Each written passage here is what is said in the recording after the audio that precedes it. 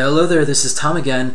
I decided to make a video that walks you guys through this application that I built quite a long time ago, several years ago. And I built this application so I could learn about Microsoft CAB, learn about the Smart Client Software Factory, it was called SCSF, and Guidance Automation Toolkit, as well as just having fun with Infragistics controls for Windows Forms, the Infragistics CAB utility kit, which basically provides a bunch of workspaces that you can use based off of a lot of the core Infragistics Windows Forms controls.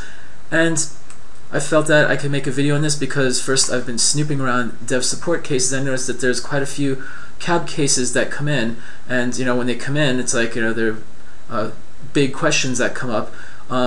There's also, I know a lot of customers out there that use CAB, and this again, I know this based on several of the questions that I get when I look through the forums and things of that nature. So it's still around. It's not like people just woke up one day and just deleted all of their CAB apps. They're still out there. There's a lot of big CAB apps out there. So I figured this is a good reference application for people to use. It's based on a media player because I've always liked making media players because I have a good idea of how to design like various logical parts of the media player and then put it to work. So I like to do that in various platforms whenever I get a feel for the different platforms out there. Alright, so before I actually start digging into the solution, let's take a look at what the app looks like and see what it does. So let's run it up and bring it over here, and what we have is this Windows Forms media player, and again it's based off of Infragistics controls, Infragistics CAB workspaces that are built off of existing core Windows Forms controls. So several areas of functionality. There's a video player right here. There's a media folders, which is a tree. What I'll do is I could kind of rip these off and float them around. This is basically the dock manager workspace that is doing this, and I could rip off this video player here, move it around. I could dock this guy back here again just to show you some of the functionalities that I've added, and that's basically loading up CAB smart parts or user controls, whatever you want to call them. So the way it works is we have options here. Let's go to general settings. This loads up another smart part into the tabbed MDI workspace here. So that's what's going on, is tabbed MDI workspace that accepts user controls and throws them into a tabbed MDI type of UI. This particular control here is the list view. So the Infragistics list view control, which I created a menu that allows me to swap between the different views, such as tiles, which is what it is. I can go to thumbnail view. Let me click on this folder right now. This is like the WinForms video folder, and I'm going to refresh the tree. That's in case something changes, and then I'm going to load all of the media items in there. Now notice that all the media items are loaded on demand. I've also written code to grab a thumbnail from the video files and set that up, and I used one of the Infragistics Windows Forms draw filters to accomplish that. I kind of achieve a load on demand functionality off of that.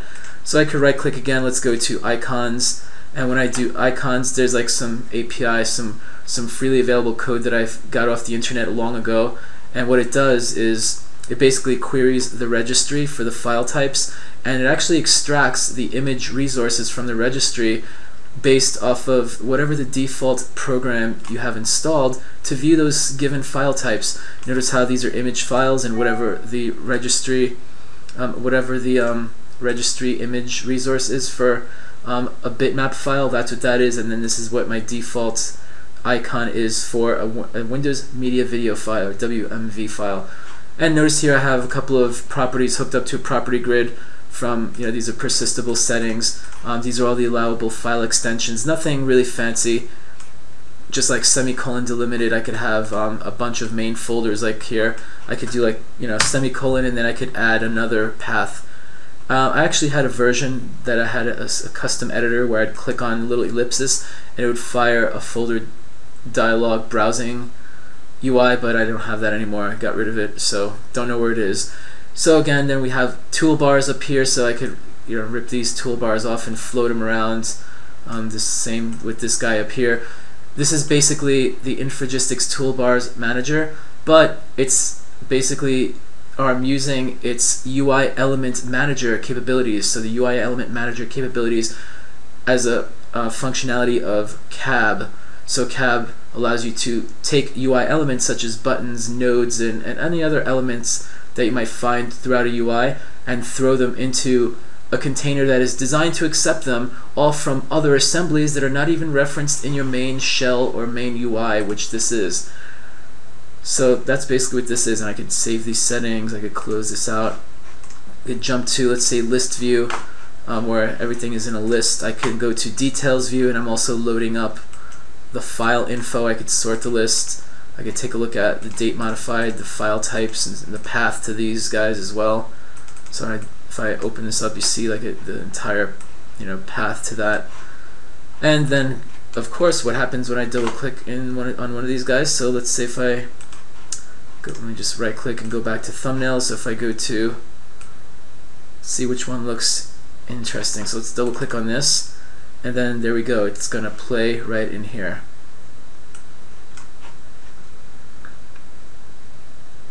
And let's see if I, oh actually that was a bitmap. Let me see if I, so it's basically doing a slideshow of all the bitmaps or all the images that are there. But if I go to an actual video, so if I double click this guy,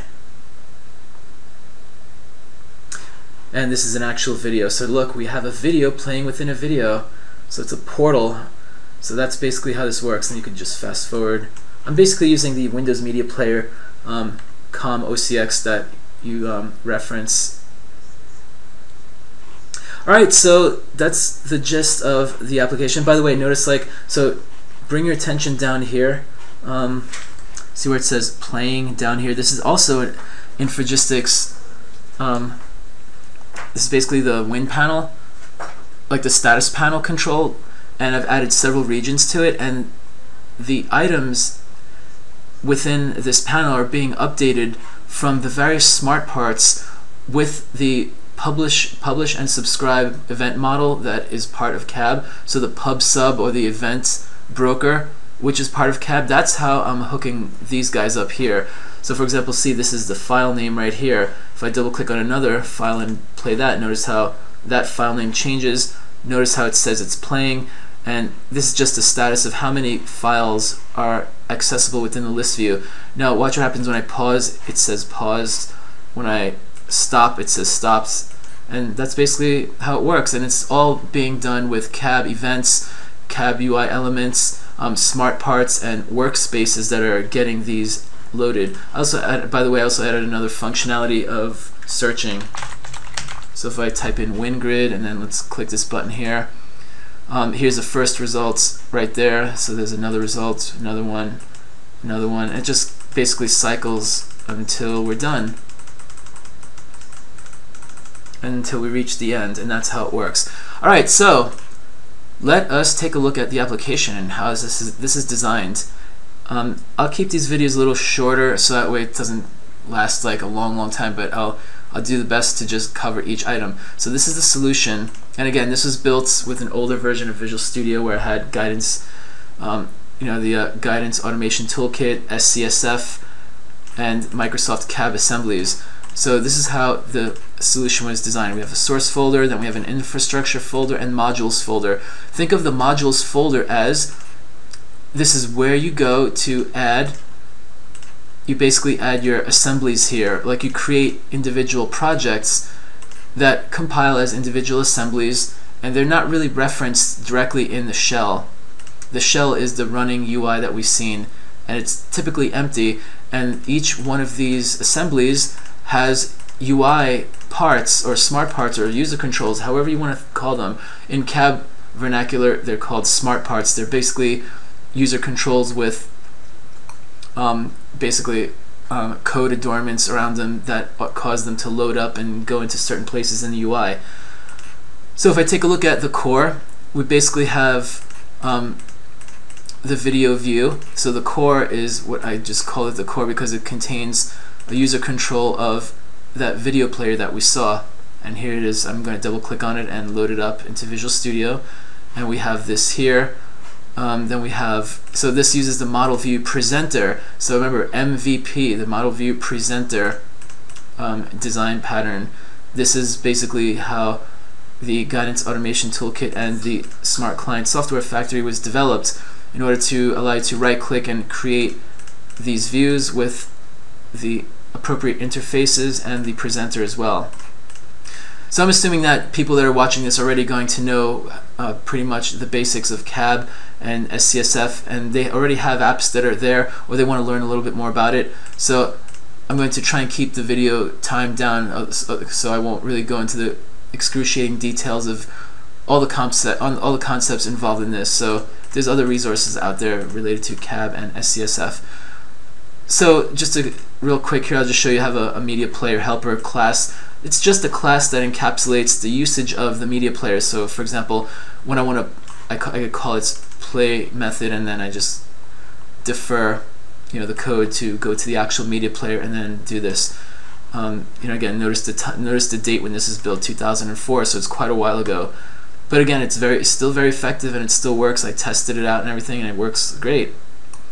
Alright, so that's basically what this contains. Then if we have, and then resources, there could be some icons and things in here that are going to be particular for this module.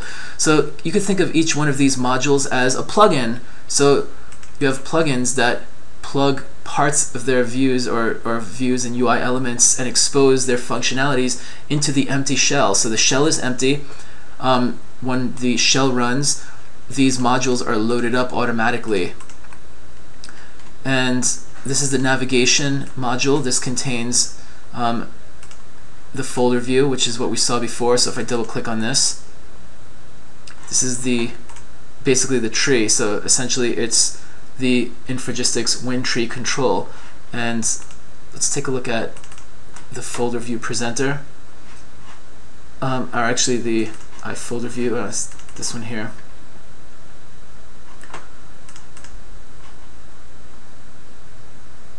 So essentially this is what happens here is, like, we have, whenever this event fires,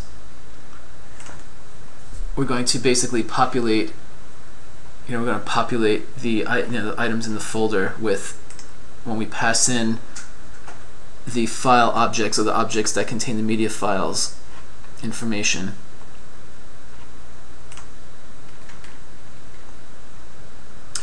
Okay, then we have, so again, here we have items. Let's take a look. We have events in the actual view itself. So that's basically what goes on. So again, just a couple of things. So feel free. I'm going to provide you with the URL to download this. So look out for the URL. It should be at the beginning of the video and throughout the end of the video as well. So don't worry about that. Again, so just take a look at this. It's just logic used to load the tree up with media files.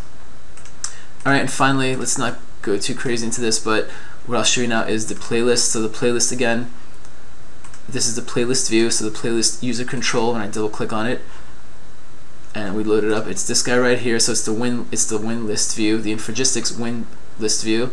Basically the list control that allows you to jump between the different types of views for your items in this list. It could be icon, it's icon details, like when I was cycling through it before. And then we have the presenter, which is right here. So again, there's other logic that's used, like for example, to get the thumbnail from each file that is passed into it. There's a bunch of other stuff. There's like some other methods here. Remember, whenever whenever playback is requested, there's an event that fires. So it's all basically I try to create elegant events for all the various things, so that way we can maintain like an elegant CAB architecture here, without any, doing any anti-patterns or anything like that. So if we go to the module controller real quick for the playlist view, it should be the same for all the others, but there's a couple of items here, or references, that are defined within the class of this. And again, this class is typically generated whenever you right click, and again, having the SCSF within your Visual Studio hooked up and running correctly, you can right click and create a brand new module and then create and add views. So the module, the work item controller, essentially is automatically created, and then you just have to write code in there and populate it with, basically these are basically items that I defined, because whenever this particular DLL or module is instantiated, this is basically like this is a kind of a sloppy way of describing it, but think of this as a form load event for this entire assembly. So that's where you can initialize stuff. Like this is your opportunity to add code in these predefined methods that they add for you automatically, and see the comments they add for you too. This is where it's your opportunity to write code to instantiate things like UI elements, smart parts, and various other things that you can place throughout the shell. That's what this is. And then you could create and wire up events, which is what I did as well. So during the whenever add views is called, I just instantiate the playlist smart part, which is that playlist I showed you, and it just gets thrown automatically into whatever the name is here. See this, instead of hard coding a string in here, there is a place on the shell that is dedicated to receive the playlist smart part, and I'm just placing my playlist view smart part into that dedicated workspace. And we're doing the same thing here. We're creating and adding we're adding the other smart parts here, and that this command so this basically this command handler is typically hooked up to something like buttons or other UI elements of that nature, like menu buttons or regular buttons, and this executes whenever someone clicks on the button on the shell to show the playlist view or to activate it. And then this is what happens. We're basically just showing the playlist smart part and we're activating it so it gets focus. So this event kicks off whenever you press the button. Here's an event subscription, and notice that you also have the ability to provide the scope of the thread, whether it's in the UI, or let's see, do we still have IntelliSense here? Background, publisher, user interface. That's basically the scope, but it's usually just user interface that we want this to be handled. And remember, this event subscription could be fired from somewhere else. It could be fired when basically the event name is again, this is it could be a hard-coded string, but in order to maintain an elegant design and code, so we don't hard-code individual strings throughout the entire app, is basically a class with some properties that contains a string. So there's an event with the name called media ready, and again it's a string of some kind. Whenever that event fires, it gets fired throughout the entire app scope, and then this event subscription listens for that event, and when that event happens to fire, this event handles it right here. And guess what? The panel that we created up here, this guy here, this panel, gets placed into the Windows Forms status panel control that we have down below on the shell. So we create and instantiate an individual panel only from this assembly. The other assemblies create and instantiate their own separate panels, not even referenced in here, and they're just thrown into the main panel. So here we add the panel.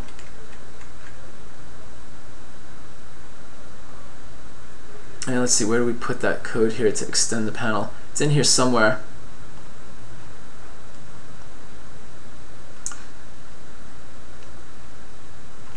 Extends, okay, I probably hid it in here. I'm probably not seeing it right now.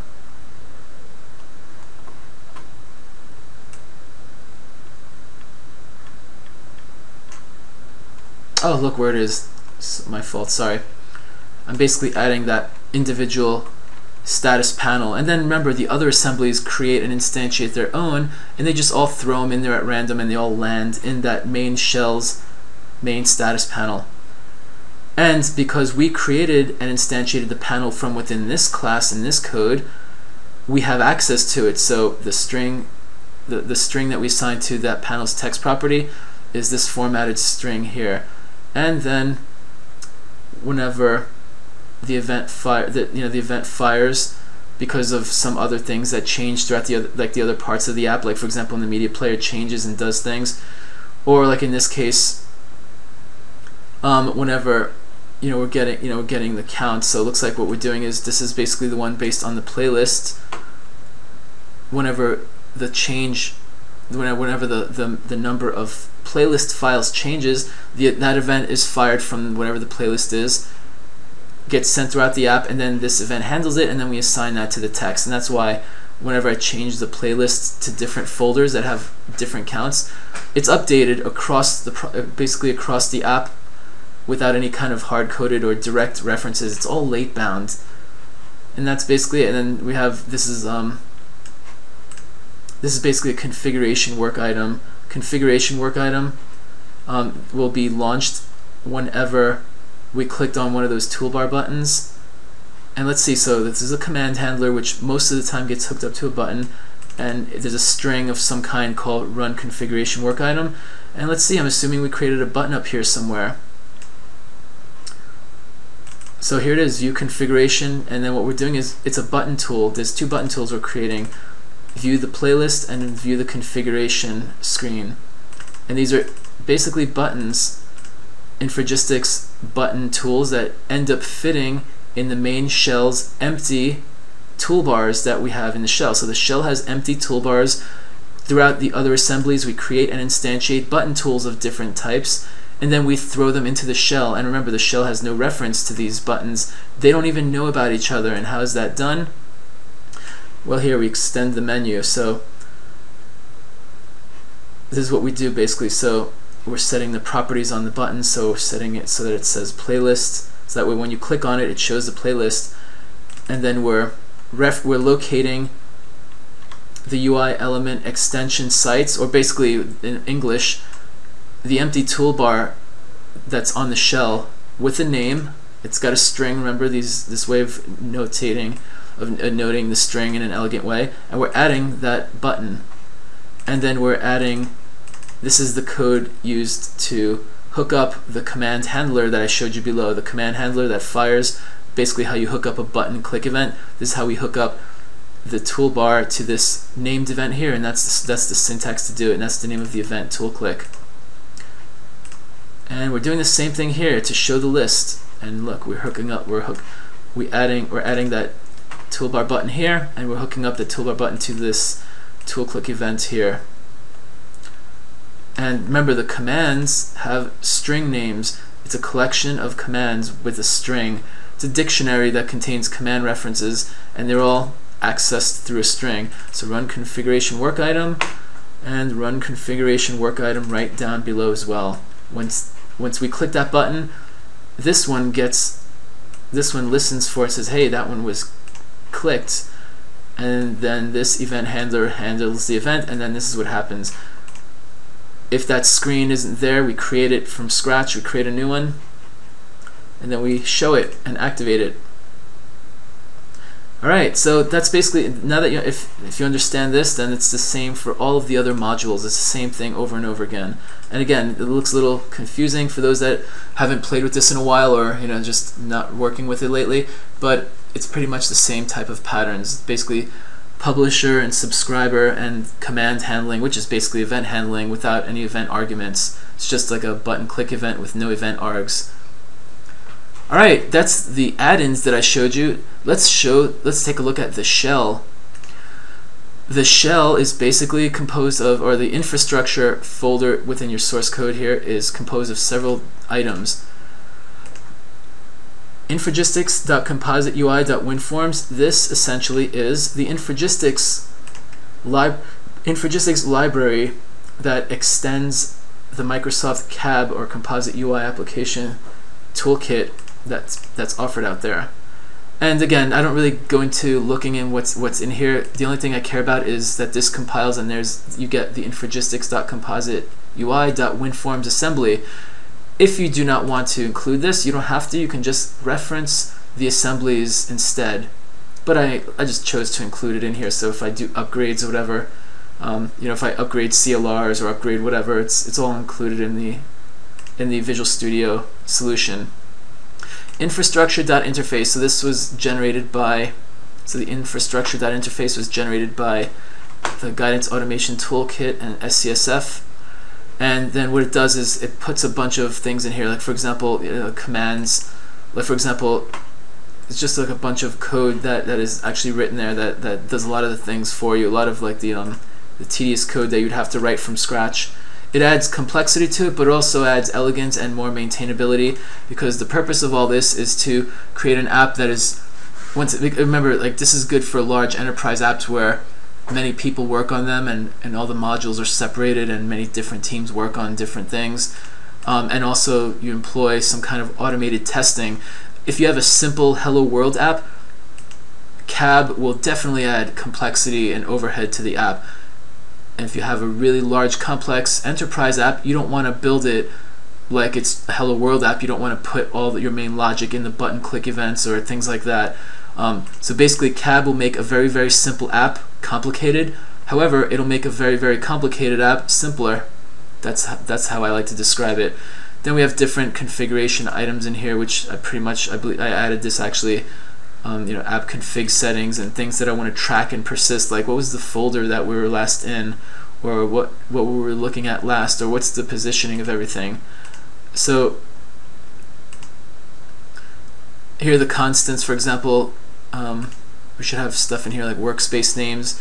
I remember, instead of hard coding them, this class is created for you, but what I did instead was I added these strings. Like, these are different hard-coded strings that are just one place to change them. And again, if I didn't have this, or if the system didn't generate this for me and I didn't add these in here, I would have to type this out in every single instance where I want to add something to that workspace.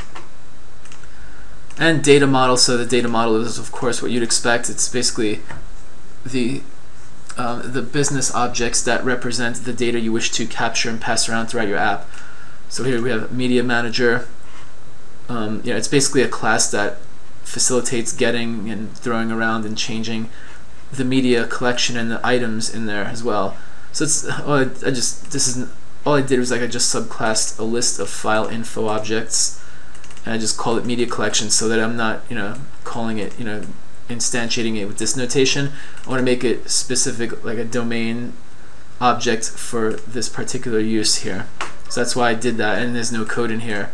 Just a technique I used so that way people know, oh, I'm using the media collection. But in reality, it's just a list of file info, which is just part of .NET. That's how I rename things my way. And let's see, event arguments. Okay, this is basically an event argument that I created just to pass this kind of information around right here that you can see. And again, you should be going through this as well once you download it. And then there's just some utilities that I believe are added automatically. Then a couple of interfaces and things that are added just for various purposes and so forth. Let's take a look at the shell. All the fun stuff happens in the shell. Let me just close some of these guys out. And where are we? So the shell form.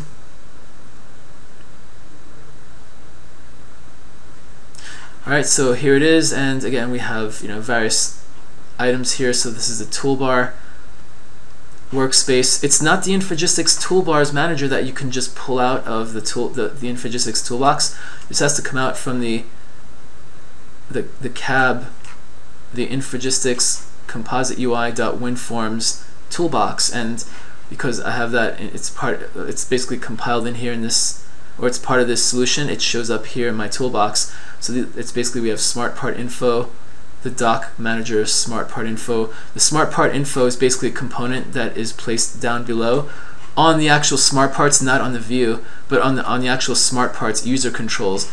And you type in various properties such as the title, the description, a key, and things of that nature that automatically populate other UI elements with that info. So that's what that is. But then the workspace is itself, like here's the doc manager workspace, the explorer bar workspace, the tabbed MDI or the MDI tab workspace.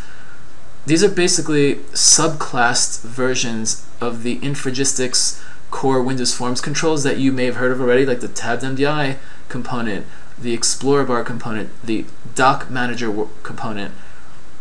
They're subclassed so that they can automatically accept smart parts of a certain type, or just smart parts in general, and then add them to themselves in whatever ways are appropriate. For example, I wanted to throw a user control at a doc manager. What do you think the doc manager will do? it's going to take it, create a pane in a panel, and throw that user control in it, and now you could dock it around and move it all around. Same thing with the tabbed MDI. If you take a user control and throw it at the tabbed MDI manager, what do you think it will do? It'll take your user control, wrap it up, do some stuff to it, and bam, you got a tabbed MDI child form within your app. And again, this is done across assembly boundaries where there's no references and it's all late binding, auto-magically wired up for you by CAB, and that's what this is built off of. That's what these guys are, okay? So, whoops, didn't want to do that. So let's go back here. Let's close these guys out. Just take a look at the code real quick, see what we have going on in here. So, okay, so we're initializing, this is just some stuff where we're giving the workspaces those string names so that they can be referenced throughout the app. And let's see then. Okay, so there's basically some properties that expose. So basically these are all properties that expose certain parts of the actual toolbars, so that way, because we're exposing them like this, we're able to add stuff to them. So for example, we're exposing this toolbar workspace commands toolbar.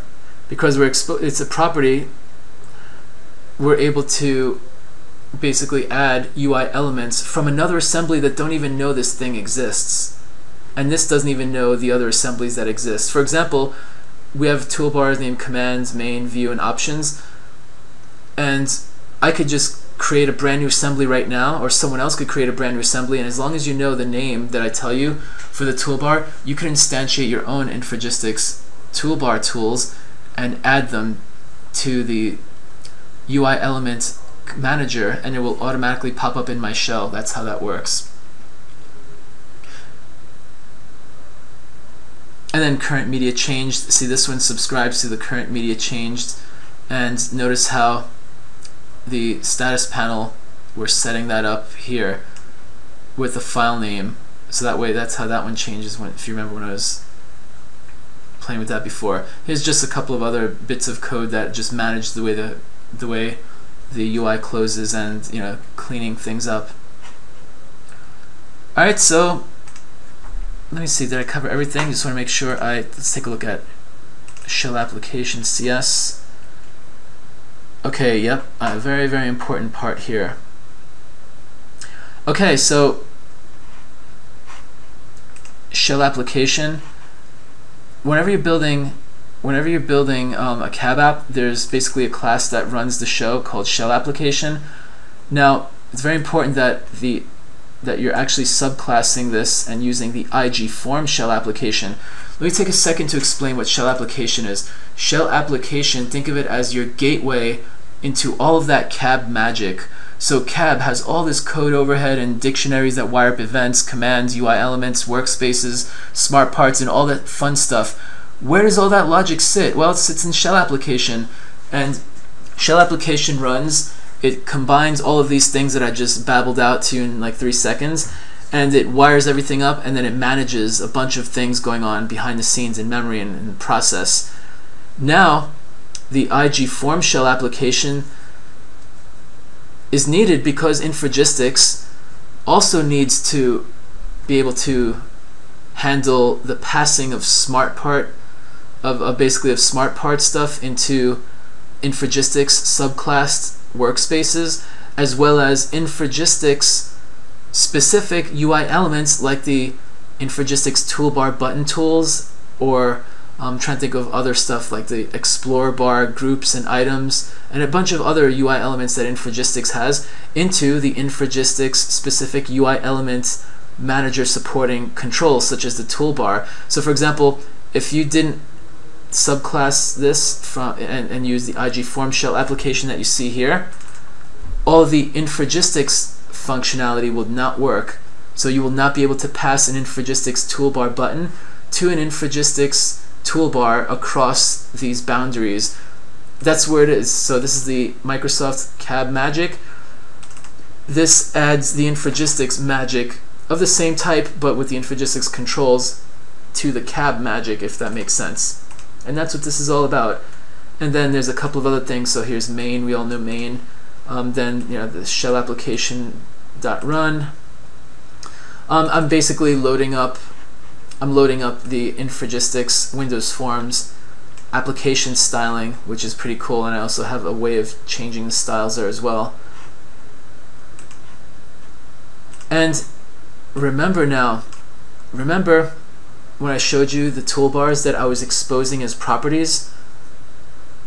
So now it should come together, because after we handle the after shell created events, we can now take those weird looking properties that you're wondering, why did Tom expose those toolbars, and why did he expose that one, and why did he expose this one, like why did he expose the panel, why did he expose all those different individual toolbars with a specific name?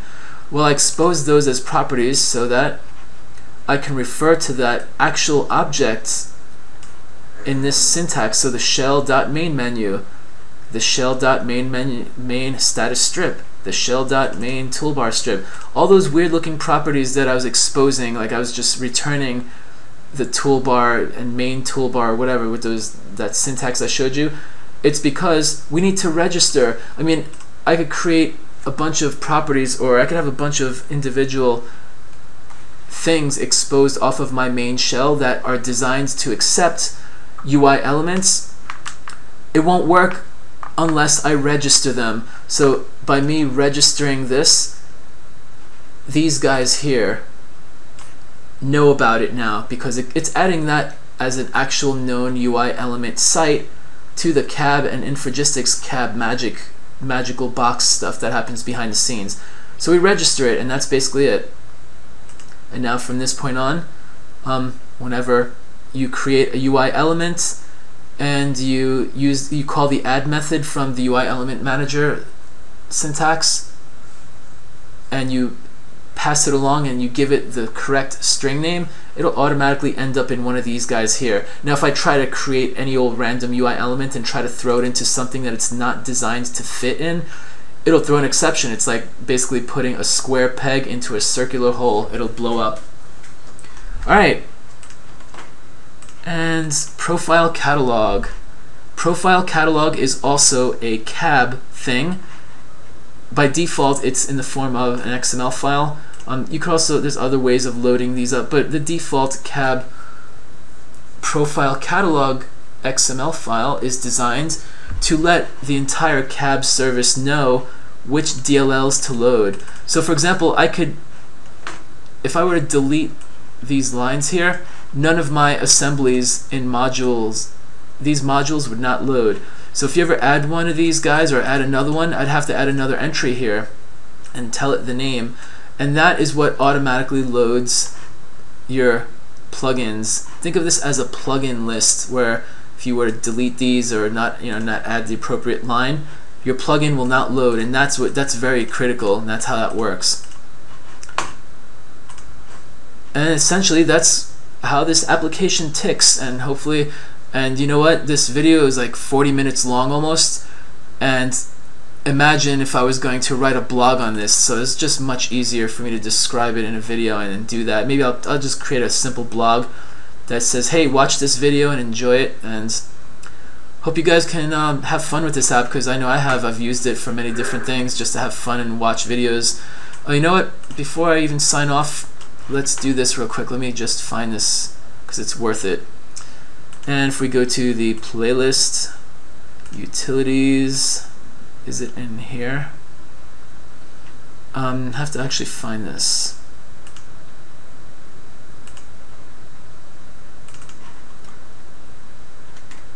No, it's not that. It might be here.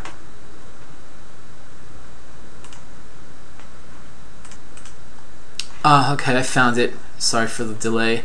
So go to playlist module that I added, then we go to playlist view, and the actual playlist view itself, the actual user control, let's view the code.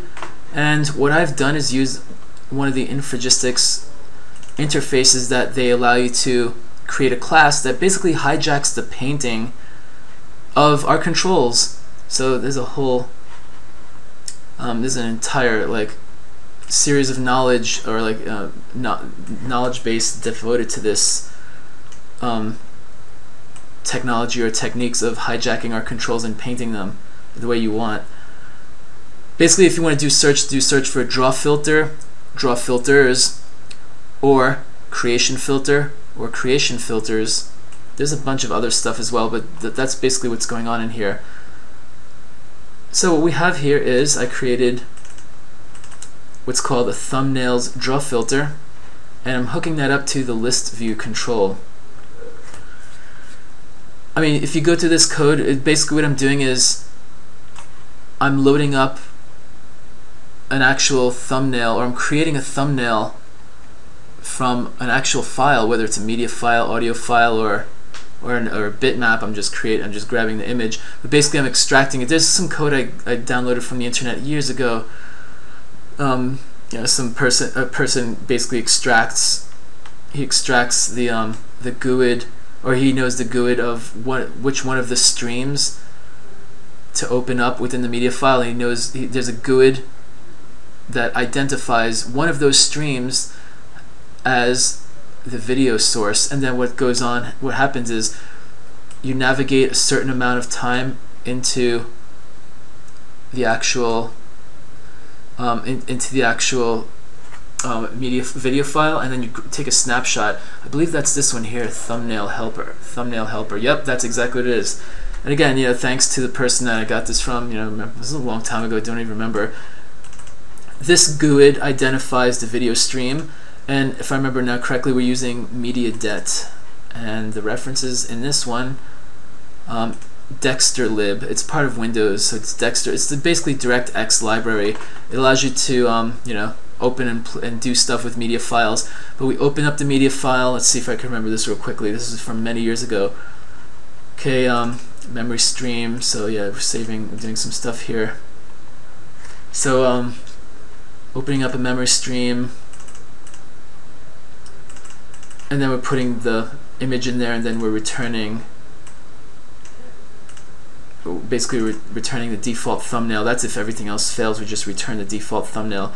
But generate thumbnail, you got to give it a media file. Then you pass in the height and width of the image that you want, and then the string, which represents the file name of the image, and finally double, which represents the position within the video file that you want to take a snapshot of. Like you want to take a snapshot like half a second in, 3 seconds in, 25.5 seconds in, whatever. That's what that one means.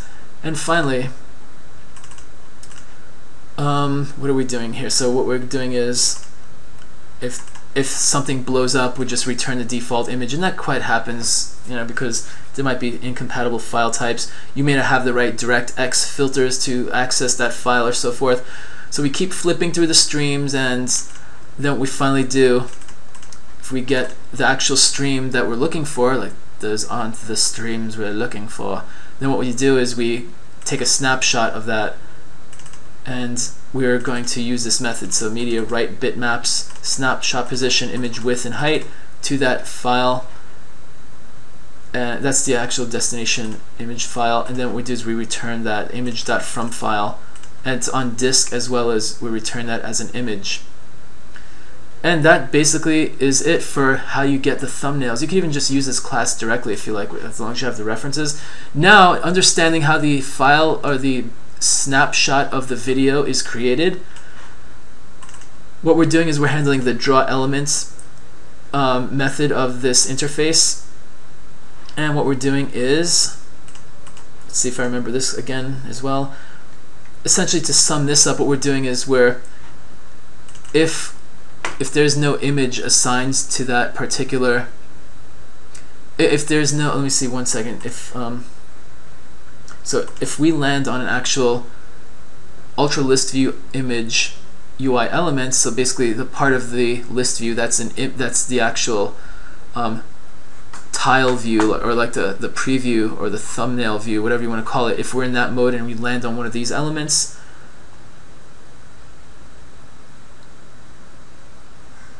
then we return true. And the thing that's going on here, we need to start off by getting an image, so we get the actual item. So we're extracting from the UI element, we're actually extracting the Ultra List View item, which is an actual object that you could access through the APIs. These are UI elements instead that are being referenced in this class, not the actual objects. So that's how we extract the actual List View item object.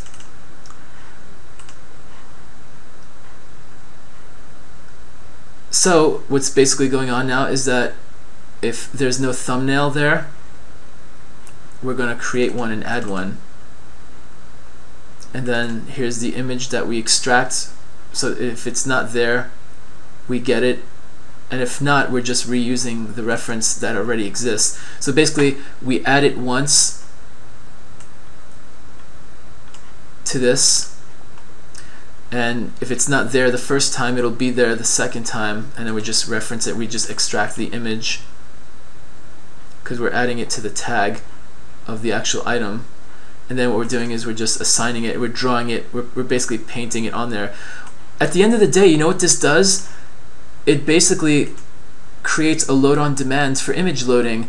You know what? Like the whole point of why I spend all this time and invested doing all this, because at the beginning, what I did was whenever the playlist view would load, I would just flip through all the files that I had on the file system for that one folder, and I would just start adding images directly to each and every list view item.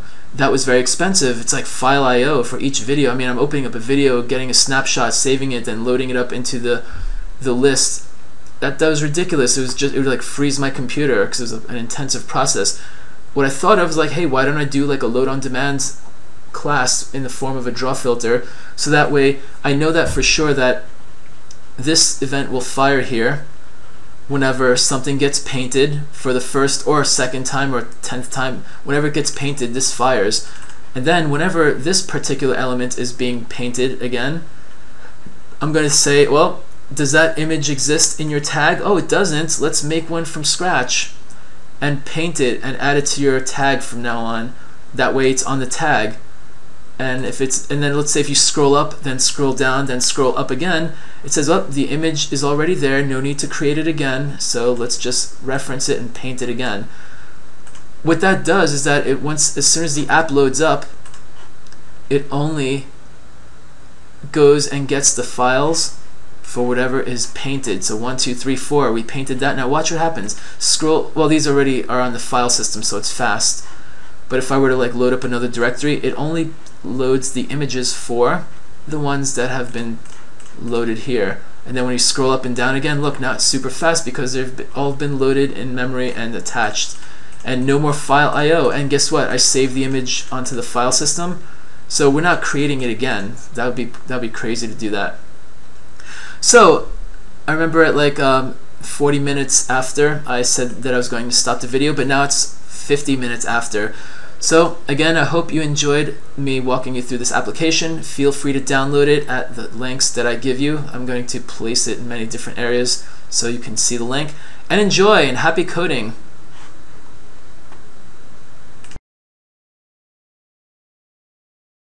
Infragistics. On the web at infragistics.com.